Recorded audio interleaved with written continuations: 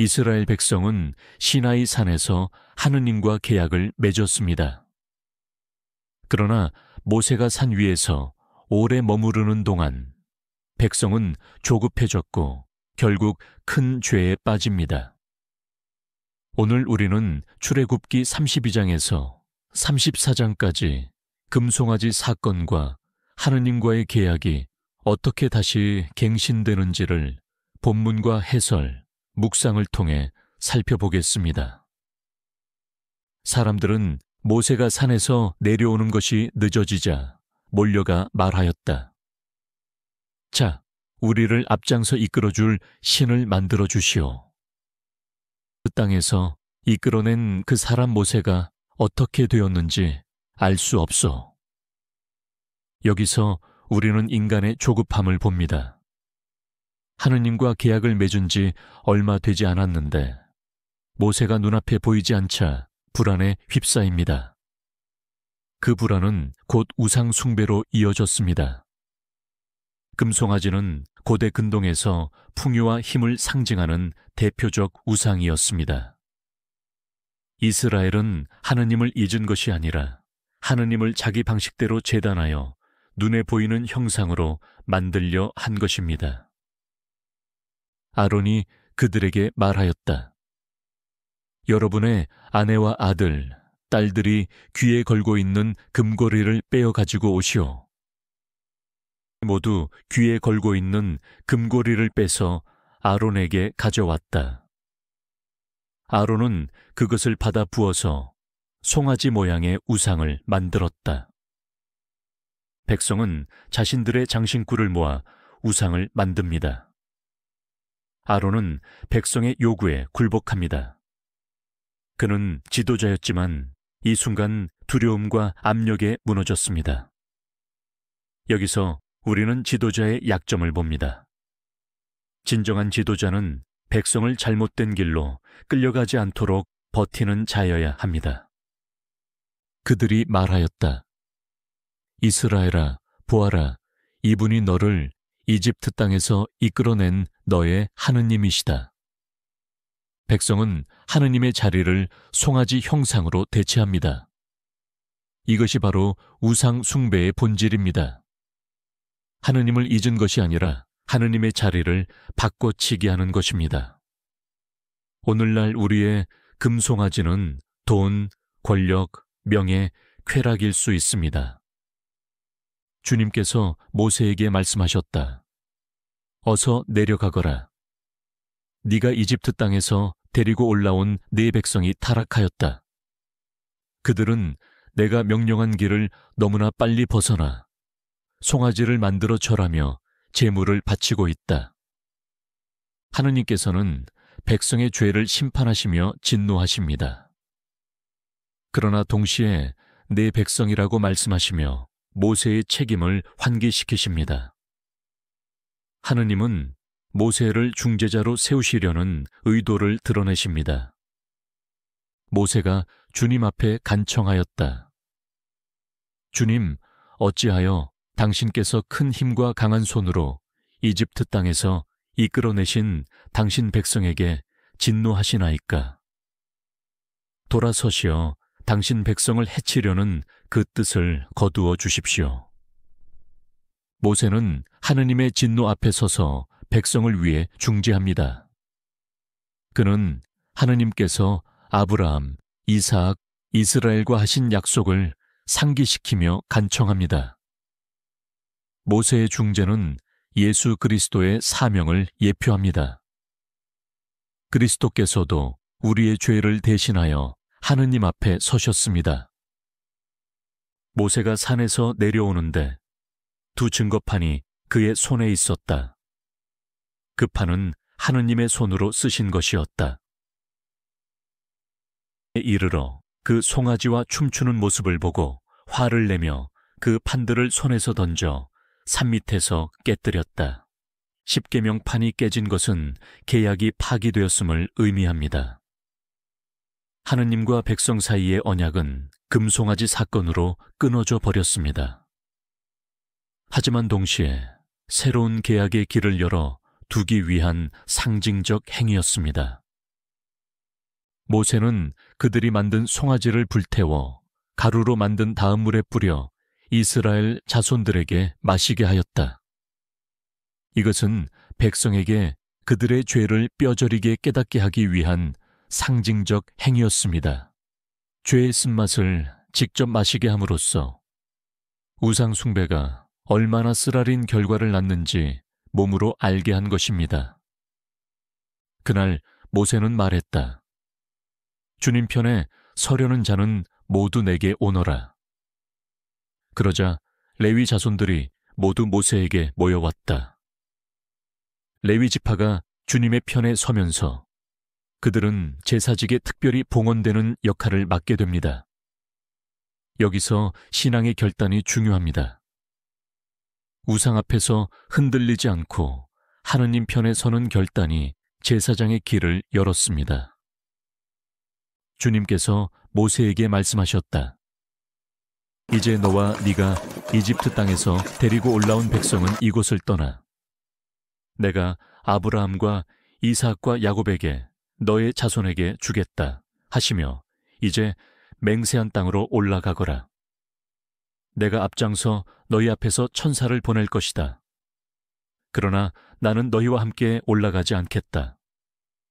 너희는 목이 뻣뻣한 백성이니 길에서 너희를 없애버릴지도 모른다. 하느님은 여전히 이스라엘 백성을 가나안 땅으로 인도하시겠다고 약속하십니다. 하지만 내가 너희와 함께 올라가지 않겠다라는 말씀은 금송아지 사건 이후 하느님의 임재가 철회된 것을 드러냅니다. 이는 백성에게 큰 충격이었습니다. 땅의 약속만으로는 충분치 않습니다. 하느님이 함께하지 않으시면 그 땅의 의미는 사라집니다. 백성은 이 무서운 말씀을 듣고 슬퍼하며 몸을 꾸미던 장신구를 벗어 버렸다. 이스라엘은 비로소 깨닫습니다. 하느님의 임재 없이는 아무것도 의미가 없다는 사실을. 장신구를 벗은 것은 회개의 표징이었습니다.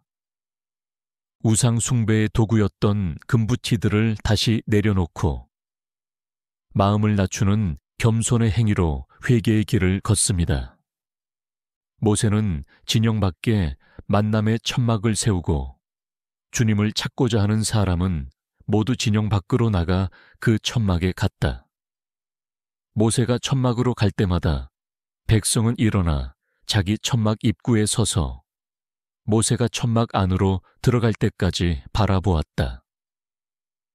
만남의 천막은 하느님의 임재를 상징하는 장소였습니다. 본래 성막이 완성되기 전 하느님의 뜻을 묻고 응답을 받는 자리가 따로 마련된 것입니다. 백성은 멀리서 지켜보며 모세를 통해 주님의 현현이 임하는 것을 바라봅니다. 이것은 중재자의 역할을 더욱 분명하게 보여줍니다. 본문 낭송. 주님께서는 마치 어떤 사람이 자기 친구와 이야기하듯이 모세와 얼굴을 마주보고 말씀하셨다. 그런 다음 모세는 진영으로 돌아왔으나 그의 시종 눈의 아들 여호수아는 천막을 떠나지 않았다. 하느님은 모세와 친구처럼 대면하여 말씀하셨다고 기록합니다. 이것은 성경에서 드물게 드러나는 친밀한 표현입니다. 여기서 여호수아가 등장합니다.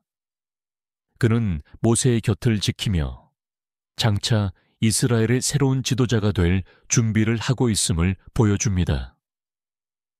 모세가 주님께 아뢰었다. 주님, 저 백성을 데리고 올라가라고 저에게 말씀하시면서 저와 함께 보낼 분을 알려주시지 않으셨습니다. 저와 당신 백성이 다른 민족과 구별되는 것은 주님께서 우리와 함께 계시는 것뿐입니다. 모세는 담대히 간청합니다. 주님, 당신께서 우리와 함께하지 않으신다면 차라리 우리를 이곳에서 떠나게 하지 마소서.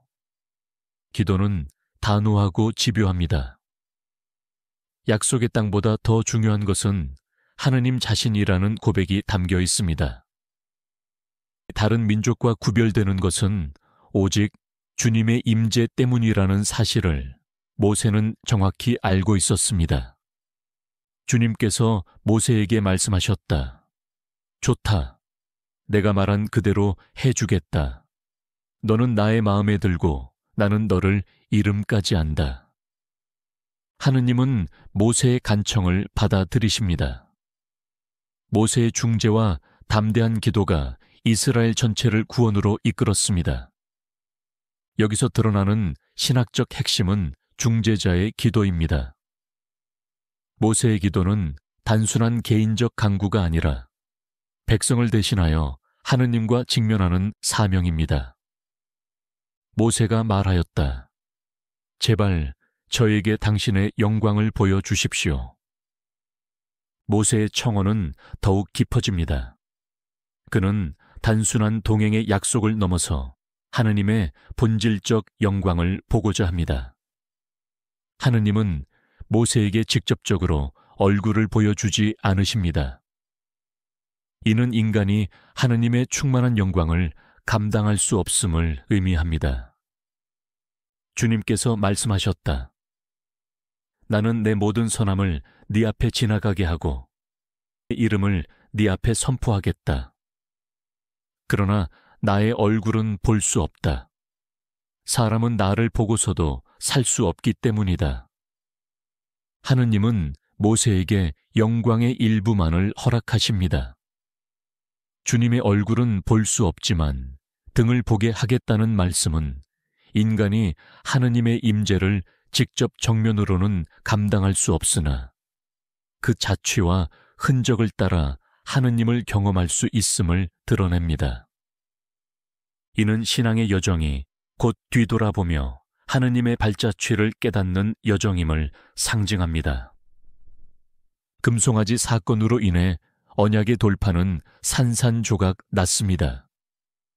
그러나 하느님은 포기하지 않으십니다.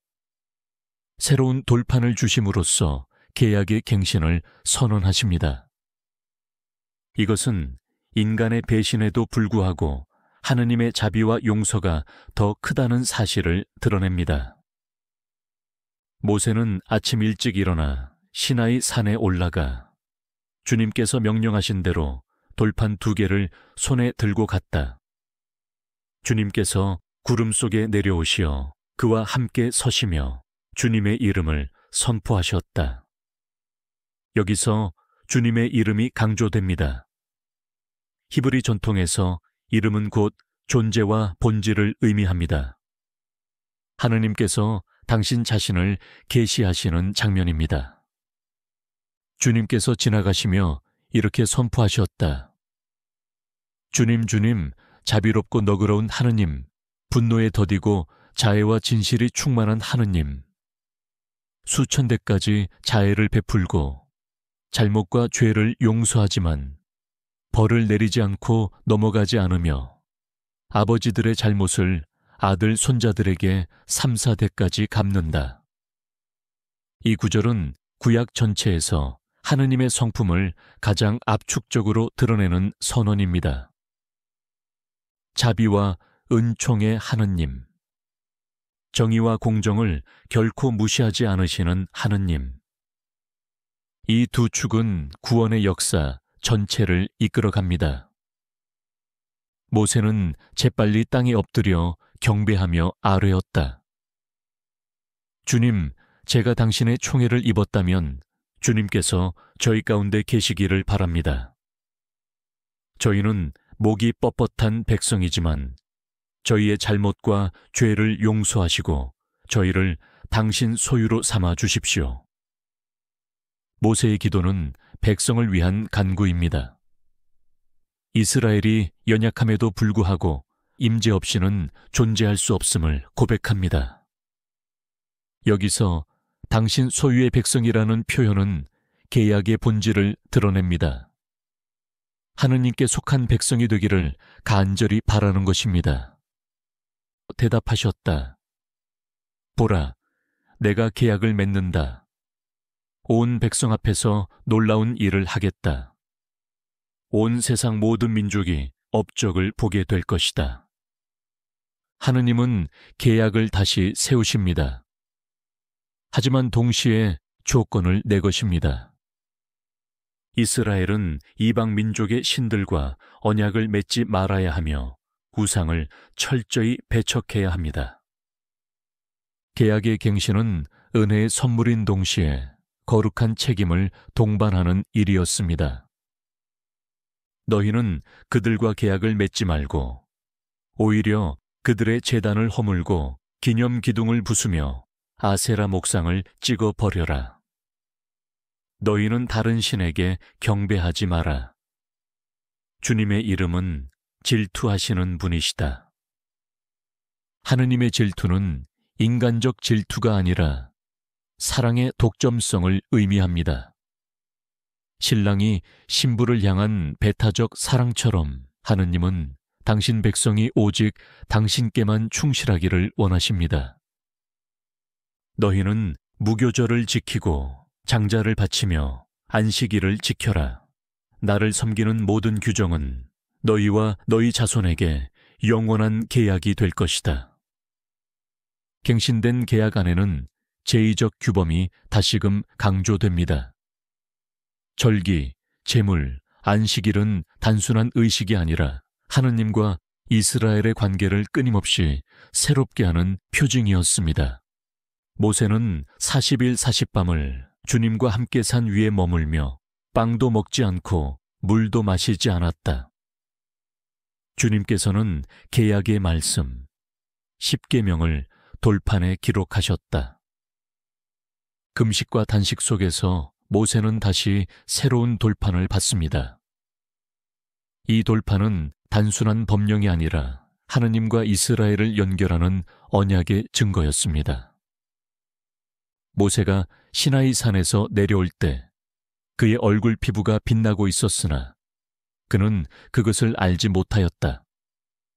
아론과 이스라엘 자손들이 모세의 얼굴이 빛나는 것을 보고 두려워 그에게 가까이 가지 못하였다. 하느님의 현존 앞에 머문 모세의 얼굴은 빛으로 가득 찼습니다. 이는 하느님의 영광이 모세를 통하여 백성에게 드러난 것입니다. 빛나는 얼굴은 단순한 기적이 아니라 하느님과의 친밀한 만남에서 나오는 영적 변모를 보여줍니다. 모세가 주님과 이야기할 때는 얼굴을 드러냈다가 백성 앞에 나올 때는 얼굴을 다시 너울로 가렸다. 이는 하느님의 영광은 인간에게 너무 크고 두려운 존재이며 모세는 중재자로서 하느님의 말씀을 전하는 통로로 선택되었음을 상징합니다. 오늘 우리는 무엇을 우상으로 삼고 있습니까? 기다림 속에서 불안이 밀려올 때 우리는 무엇을 붙잡습니까? 그리고 하느님과 다시 계약을 맺을 준비가 되어 있습니까? 당신의 얼굴을 닮은 빛을 세상에 드러낼 용기가 있습니까? 하느님은 언약을 저버린 이스라엘을 끝내 버리지 않으셨습니다. 돌판은 다시 주어졌고 그분의 현존은 여전히 함께 하셨습니다. 지금 우리의 삶 속에서도 그분은 다시 계약을 세워주십니다. 오늘 당신의 걸음에도 그 언약의 빛이 비추고 있습니까? TV 성서여정 다음 편은 탈출기 7편 35장에서 40장 성막 건립과 주님의 영광편이 계속되겠습니다.